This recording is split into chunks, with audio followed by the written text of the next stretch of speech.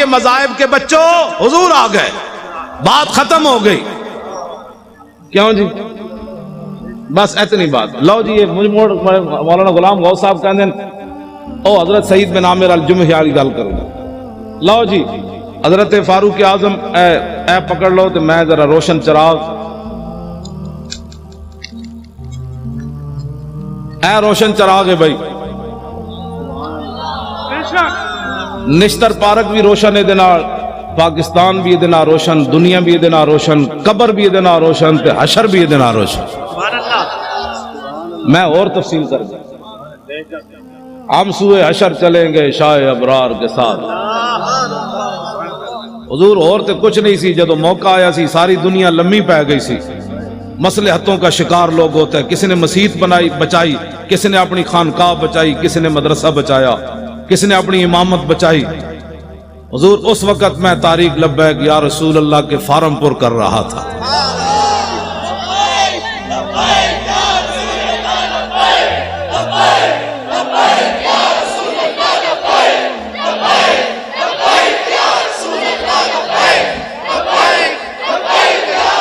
توجہ جی. حضرت فاروق اعظم مضبوط پاکستان کی میں بات کرنے لگا ہوں. فاروق اعظم کا فرمان اشکل ولات من شکیت بھی رعیت ہو. فاروق اعظم فرمایا کرتے تھے حکمرانوں میں سے سب سے بڑا بدبخت حکمران وہ ہے جس کی رعایا اس کی وجہ سے بدبخت ہو جائے.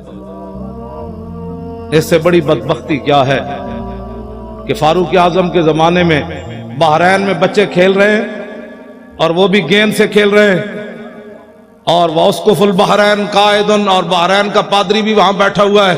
فوقعت القرۃ علی صدرہا، گیند جا کر پادری کے سینے پر لگی. فاخذا فجعلوا یطلبون منہ، بچے اٹھے اور کہنے لگے گیند دے دو. فابا، انکار کر دیا. فقال غلام منہم سالتو کا بحق محمد الا رددت علینا. ایک بچہ اٹھا، وہ کہنے لگا تو اگر بچہ سمجھ کے نہیں نہ دیتا ہمیں، ہم تمہیں اپنے نبی کا واسطہ دیتے ہیں، گیند واپس دے دے. فابا لعنہ اللہ وسب رسول اللہ، اس نے گیند بھی نہ دی اور حضور کے خلاف بات کر دی. فاقبلوا علیہم بسوالجہم فما زالوا یخبطونہ حتی مات لعنۃ اللہ علیہ. بچوں نے یہ نہیں کیا کہ حضرت ابو ہریرہ کے پاس جا کر کیس رجسٹرڈ کروائیں، بچے وہی ڈنڈے لے کر اس پادری پر ٹوٹ پڑے. فما زالوا یخبطونہ حتی مات لعنۃ اللہ علیہ. بچوں نے اتنا مارا وہ لعنتی مر گیا. واقعہ بہت بڑا ہو گیا. بچوں نے قانون ہاتھ میں لے لیا، وہ بھی اس دور میں لے لیا جہاں بکری کا بچہ بھی پیاسا نہیں مرتا تھا، جہاں عورتیں بچوں کو لے کر بازار میں بیچنے کے لیے کھڑی ہو جائے، میں بچے بیچتی ہوں، میرے پاس بل نہیں ہے پیسے دینے کے لیے. یہ دور تو نہیں ہے نا. بچے گجرانوالے کی نہر، لاہور کے دریا اس بات کے گواہ ہے. دریائے راوی سے پوچھو آج تک تو نے کتنی عورتوں کی خودکشیاں دیکھی پانی میں. گجرانوالے کی نہر سے پوچھو کتنی دنیا نے یہاں خودکشی کی. ٹرین کے پہیوں سے پوچھو کتنے بچوں اور عورتوں نے تمہارے نیچے سر دیے. یہ تو حشر کو ہوگا یہ معلوم. ہاں جی، اس دن پتہ چلے گا. آج جو بات جو ان کے ساتھ کھڑے ہیں نا ظالموں کے ساتھ، میرے آقا نے اتنا ہی پوچھ لیا، بتاؤ عشق رسول کے دعوے کرتا تھا اور میرے ظالموں کے لیے مورے لگاتا تھا. یا رسول اللہ میں کدھر جاتا؟ میرے آقا فرماتے جدھر میرے غلام جا رہے تھے تو ادھر جاتا. تو کدھر جاتا؟ تمہیں پتہ نہیں تھا؟ کبھی تو نے آگ بھی منہ میں ڈالی تھی؟ نہیں حضور، آگ تو جلا دیتی تھی. تو فرمایا تجھے پتہ نہیں تھا میرے گستاخوں کے ساتھ کھڑا ہونے سے ایمان بھی جلتا تھا. یہ باتیں بڑی عجیب ہیں. ایک کیڑا عشق رسول ہے کہ بندہ کہ جی میری مجبوری ہے. مجبوری سے کبھی آگ کھائی ہے کسی نے؟ پیشاب اپنا اٹھا کر کھایا ہے مجبوری کی وجہ سے؟ صرف مجبوری یہ رہ گئی کہ گستاخوں کے ساتھ تو نے کھڑا ہونا ہے. بتا تیرا ایمان کدھر گیا اس وقت جب تو آدمی کہتا ہے مرزائی ہمارے بہن بھائی ہیں اور جنگ یمامہ میں 1200 صحابہ شہید ہو جائیں، اس امت کے بڑے بڑے قاری بھی شہید ہو جائیں، جرنیل بھی شہید ہو جائیں، ہاتھ بھی لوگوں کے کٹ جائیں، نابینے بھی چلے جائیں، اور تو آج ناموس رسالت اور ختم نبوت پر اگر مگر کی باتیں کرتا ہے اور پھر کہتا ہے میں بڑا بڑا عاشق رسول ہوں.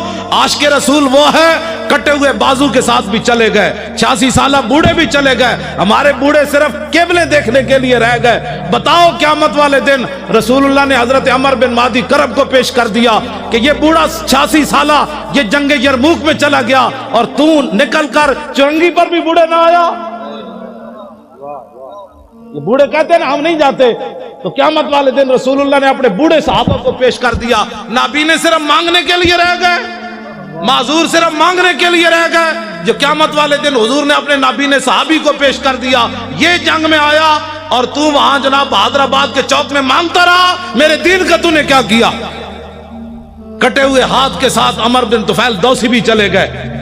یہ پھر قیامت والے دن، کیوں جی ہمارے بچے بڑے قیمتی ہیں. قیامت والے دن رسول اللہ نے فرما دیا علی اکبر سے زیادہ تیرا بچہ جوان تھا، تو نے اپنے بچے اسلام کے لیے کیوں نہیں پیش کیے؟ تو میرے نواسے سے زیادہ تیرا خون قیمتی تھا. آج اس جواب اگر کسی کو ہے تو ٹھیک ہے، نہیں تو پھر اس جواب کی تیاری کرو. وہ ہمارے عالم لوہار صاحب تھے پنجاب کے، انہوں نے بڑا زبردست شعر کہا کہ قدر یوسف دا معلوم ہویا بھائیاں مصر گیا نو. پہلے جو یوسف علیہ السلام کو کنویں میں گراتے رہے، بیچتے رہے، جب مصر میں پہنچے تو تخت پر دیکھ کر کہنے لگے قالوا انک لانت یوسف، آپ یوسف ہے. اس دن انہیں پتہ چلا ہم نے کیا کیا، یوسف تو یہ بیٹے. قدر یوسف دا معلوم ہویا بھائیاں مصر گیا نو، قبر نبی دا معلوم ہوسی قبراں وچ پیا. اس دن پھر پتہ چلے گا جس دن ساری دنیا مٹی ڈال کر آ جائے گی. اور اس دن میرے آقا نے پوچھ لیا تیرے پاس تو ٹائم ہی نہیں تھا میرے لیے، تو بڑا مصروف آدمی تھا، اب بلا ان کو جن کے لیے تو نے سارا کچھ کیا. پھر بتاؤ کیا بنے گا اس دن. آج لے ان کی پناہ، بغیر سوچے سمجھے حضور سے پیار کرنا ہے. سیاست ہو، سیاست ہمارے نزدیک تو مذہب اور سیاست جدا جدا ہے ہی نہیں. اقبال کہتا ہے، توجہ، گورنر عبد الصمد کی بیٹی قرآن اور تلوار ساتھ لے، قرآن پڑھتی تھی تلوار ساتھ رکھتی تھی ایسے. زیب النساء، اقبال کہتا ہے وہ قرآن بھی ساتھ پڑھتی تھی ساتھ تلوار بھی ایسے رکھتی تھی. اقبال کہتا ہے اس کی ماں نے پوچھا یہ کیوں کرتی ہے؟ کہا عید و قوت حافظ یک دیگرن کائنات زندگی را محورن. اس نے کہا قرآن اور تلوار ساتھ ساتھ ہیں. قرآن اس لیے تاکہ تلوار کو ظلم پر نہ چلنے دے، اور تلوار اس لیے تاکہ قرآن کا راستہ صاف کرے. کیوں جی؟ اور جب وہ مرنے لگی تو اس نے کہا کہ میری قبر پر تلوار اور قرآن دونوں رکھ دینے. تو ہماری بچیاں دوپٹے بھی نہ پہنے تو پھر برما کی بچیاں نے تو چیخنا ہے. ہماری بچیاں بھی ساتھ تلوار رکھ کے قرآن پڑھے. تلواریں ملتی ہیں نا بازاروں سے، جب ہر گھر میں قرآن کے ساتھ تلوار، وہ فیشن جو ہوتی ہے ابھی تو پریشان بھی کیا ہونے لگا ہے، کچھ بھی نہیں ہونے لگا، مضبوط پاکستان بننے لگا ہے.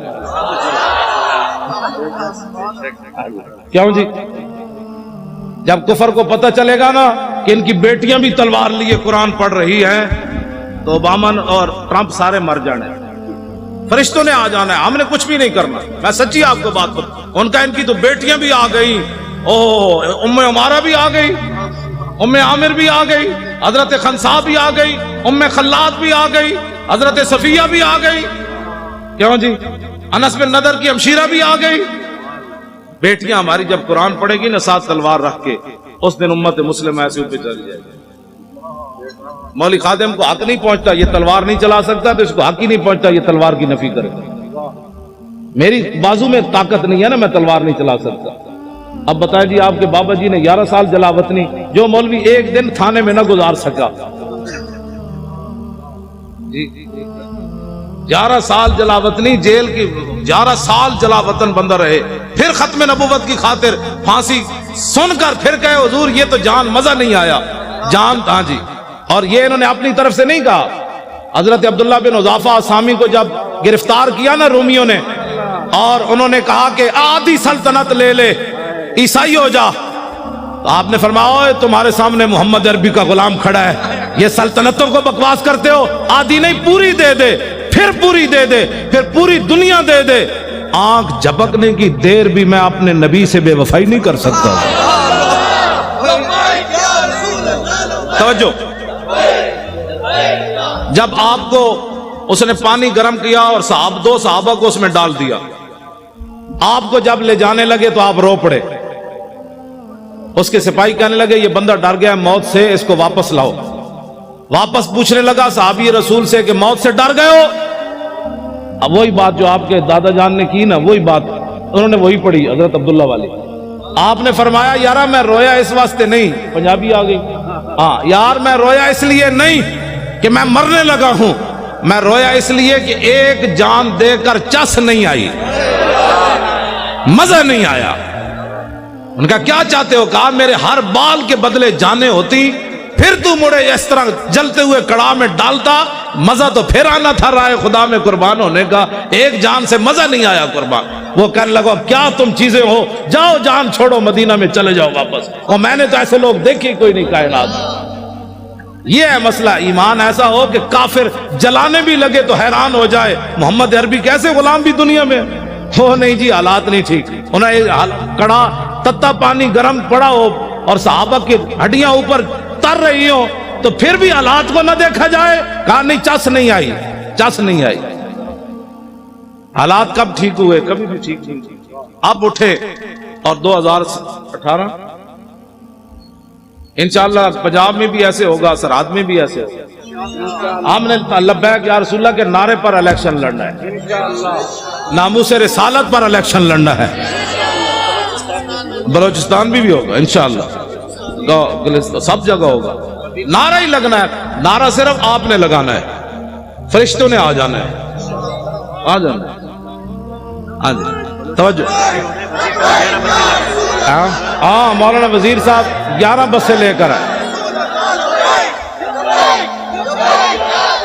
11 لے کر مولانا وزیر بلوچ صاحب 11 بسیں لے کر آئے بلوچستان، وہاں بھی یہی ہونا۔ لبیک کا نعرہ آپ نے لگانا ہے، گلی گلی لگانا ہے، اسی نعرے کی پاور ہے، اور اسی نعرے کی پاور پر صحابہ نے سمندروں میں گھوڑے ڈالے، اسی نعرے کی پاور میں صحابہ میدان بدر میں گئے، اسی نعرے کے پاور میں ابھی غزوہ خندق سے واپس آئے تھے، سامان بھی نہیں اتارے تو اللہ کا حکم آ گیا بنو قریظہ کی طرف چلیے، تو کسی سے میرے آقا نے فرمایا بھی صحیح کہ جبریل فإن أصحابی فإن فی أصحابی جودن، فرمایا میرے غلام تھکے ہوئے آئے ہیں، لو انذرتہم ایامن، کچھ دن ان کو اور مہلت دے دیں، یہ تھکاوٹ تو اتار لیں۔ جبریل کہنے لگے نہیں اللہ کا حکم ہے ابھی چلیے۔ کیوں جی اسلام تو سون بھی نہیں دینا چلیا، تو کیڑے آرام کر رہے ہو؟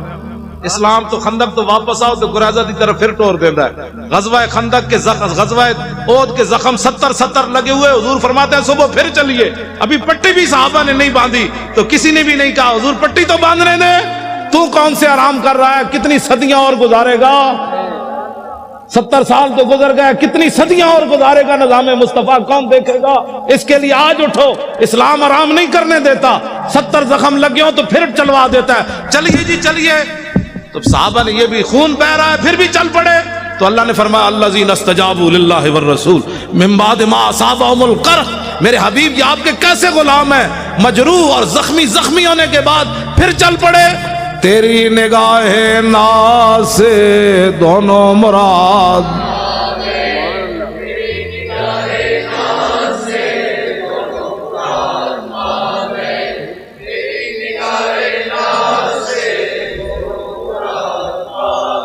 میں راتی بھی نہیں ستا، سویرے آ کے کراچی ستا، تسی تو کراچی ستے ستے آ کے تھک گئے ہو، اینج پڑھنا ہے پتہ لگے سمندر نو بھی کوئی لہراں جوش آوے تسی۔ تیری نگاہ ناز سے دونوں مراد با گئے، تیری نگاہ ناز سے دونوں مراد پا گئے۔ ساڑھے وہ مولانا بشیر صاحب سن سائی والے، وہ کہندے برسی تے کی کرسی، مودودی دی برسی مناندے سن نا، تو وہ کہندے سن ساڑھے تے بزرگاں دے ہوندے عرس، برسی تے کی کرسی بھائی، ہمارا ہوتا ہے عرس، غازی صاحب کا مبارک عرس ہوگا، برسی تے کی کرسی، برسی نہیں عرس ہوگا۔ ہاں جی، اور اخبار نے کہا کہ ان کو ولی بنانے کی تیاریاں ہو چکی، میں نے کہا ذلیل کے بچوں ہم نے ولی کہاں بنانا ہے، بابا پیر جماعت علی شاہ 6 لاکھ بندوں کی موجودگی میں علم الدین کے پاؤں چومے، سید ہو کر بوڑھے ہو کر، ہم نے ولی کیا بنانا، ولی تو ہمارے بزرگ پہلے بنا گئے، انہوں نے علم الدین کے پاؤں چوم کر بتایا میں بوڑھا سید ہو کر ترخان دے پتر دے پیر تاں چومنے نے میرے نانے دی عزت ہوتے پیرا جے دیتا۔ ہاں، یہ میڈیا والے اگر نہیں سمجھ آتی نا تو اس شعر کسی سے ترجمہ کروا لیں جو میں پڑھنے لگا ہوں.